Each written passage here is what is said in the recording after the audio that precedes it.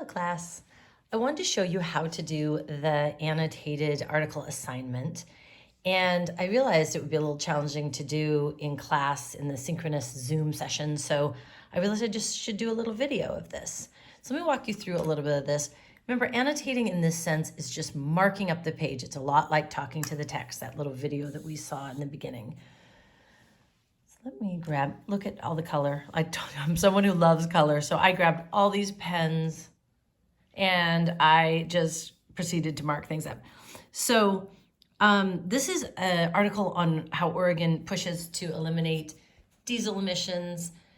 And when I started reading it, I read, the section on diesel emissions, and I realized, why just diesel? Like, I don't really understand. Aren't all emissions bad? So this is really just about you at any point noting what you think. There's no wrong way to do this.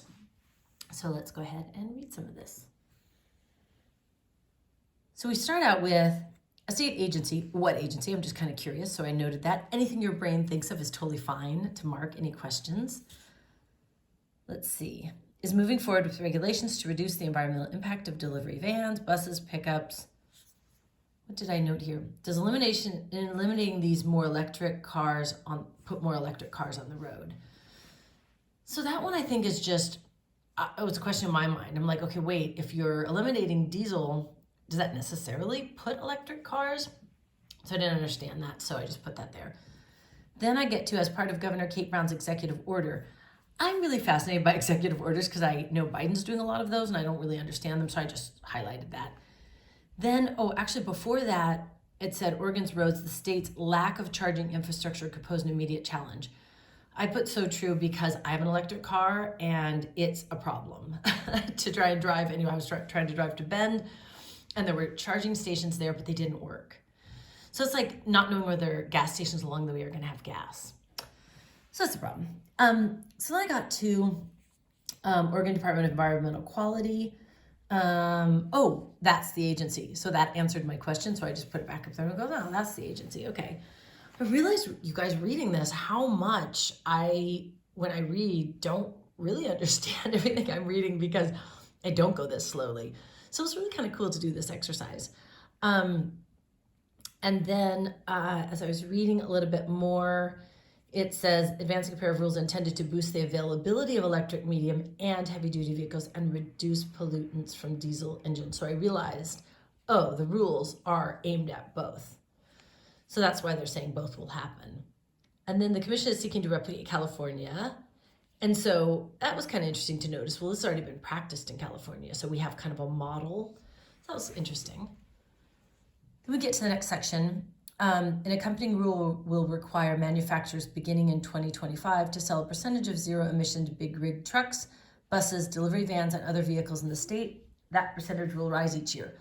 By 2035, 3/4 of buses, over half of pickups and vans, and 40% of heavy-duty trucks sold in the state will be zero-emission. And I just thought that was impressive and kind of cool.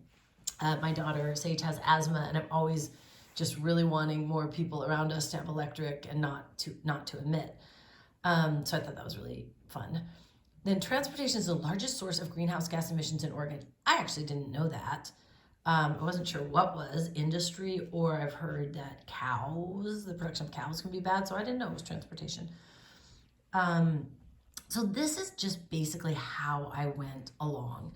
Circling things, writing stuff. One of the things here said will reduce cancer-causing pollutants. I've been thinking of this as a greenhouse gas thing and not necessarily as a health issue, but I know they're linked, but I thought that was interesting that it said that. So I just kept reading, and then it talks about how California prepared for this for years, and that's one of the arguments, that we're not that prepared. So I thought that was kind of a good argument. Then they talk about they quote a guy who is head of a company that does this and saying, well, California gave all these incentives. So that's the first page. And then the second page goes on, because I'm not going to read all of this, but I just want you guys to see all the kind of stuff that I noted. One of the cool things you can note is personal experience. So my husband did some stuff. He's an environmental guy, and he did some stuff with regulations. And I don't know if this is talking about the stuff like he was a member of, so I'm going to ask him about that. So I just put Tim's role there, question mark. And also it talks about how charging locations are really hard to find. And I was like, well, that's my experience. So I related to that. Then something like this, the Oregon legislature has set a goal of at least 90% of new cars sold in the state being electric by 2035. And what bill they did. And I thought that was really cool. And then I noted, what about incentives just to have one? Because we have one, but it's already purchased. So no more incentives from purchasing. Anyway, won't go through the rest of that, but just want you to see it. Again, no wrong way to do this. Just mark it up, and they're going to take a picture of 2 pages of an article marked up. And it could be one online, or you could do it manually like I did it. Okay, thanks.